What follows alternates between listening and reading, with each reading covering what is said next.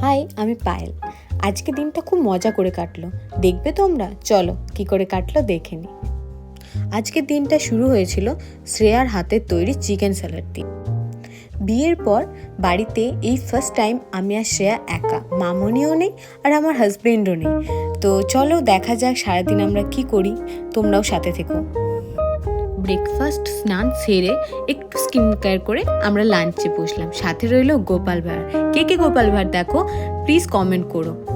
স্কিনে অনেক ট্যান পড়েছে, তাই লাঞ্চ কমপ্লিট করে একে অপরকে একটু রিটার্ন প্যাক লাগিয়ে দিলাম মজা করতে করতে।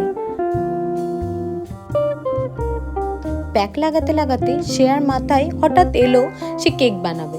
যেমন ভাবনা তেমনি কাজ, প্রসেস শুরু হয়ে গেল কেক বানানোর। কেকটা দারুণ খেতে হয়েছিল। সন্ধেবেলায় আমরা শপিং মলে গিয়েছিলাম, একটা ছোট্ট কাজ ছিল। আমরা ব্যাক করার টাইমে আইসক্রিম খেয়ে দুজন মিলে ব্যাক করলাম শপিং মল থেকে।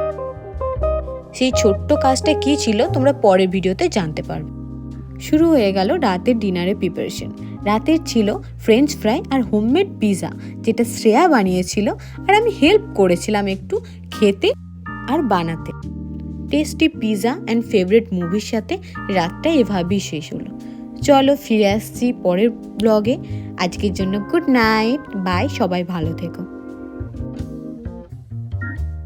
আর চ্যানেলটা সাবস্ক্রাইব করে দিও, লাইক করে দিও, শেয়ার করে দিও আর কমেন্ট করতে ভুলো না কিন্তু। বাই।